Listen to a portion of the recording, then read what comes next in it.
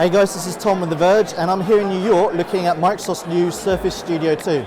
Now, Microsoft was here 2 years ago, launching the Surface Studio originally, and obviously it had the giant 28-inch display. You could use the dial, the pen, all that sort of crazy stuff.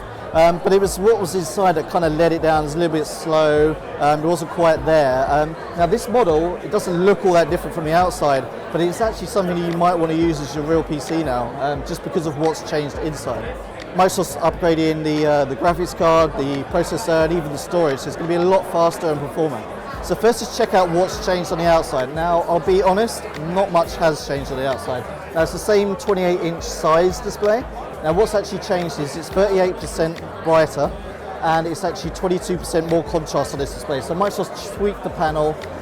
It's going to be pretty great if you're doing video editing or picture editing or anything like that, and that's really kind of what this device is geared towards anyway. Other than that, the base is pretty much the same thing. You've got the power supply built into it, and all the internals are down here. And the display will go up and down into sort of like a drawing mode. You've also got the dial, which you can put on the display, and you get the cool app options to change colors for text and stuff like that.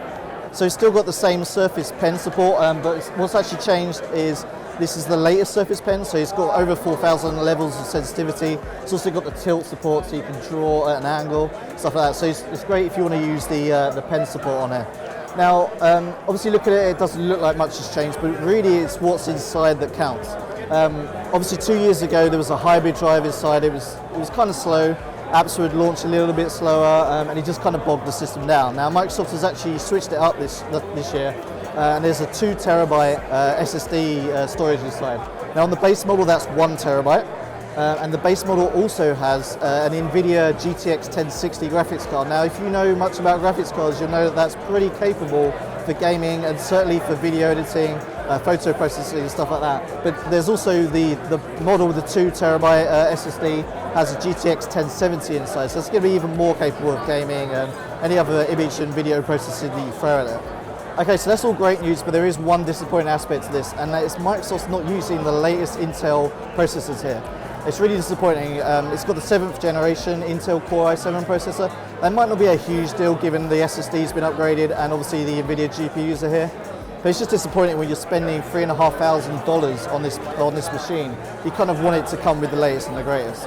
Okay, in terms of models and specs, the base model, which is $3,499, you're going to get a 1 terabyte SSD storage there, obviously the Core i7 processor, and it's 16 gig of RAM and the GTX 1060. Now you could go all the way up to 2 terabyte of storage and a GTX 1070, and that's going to run you $4,799. So this is not a cheap machine by any means. And we'll have to see whenever we get to review it, just to see how much performance you're going to be able to squeeze out of it this time. Microsoft's taking pre-orders now. We don't know exactly when you're going to be able to get your hands on it, but you can order it today. Okay, so that was a really quick look at the Surface Studio 2 here in New York. Now Microsoft announced a bunch of other products here, so definitely check out and subscribe to the Verge's YouTube channel at youtube.com/Verge.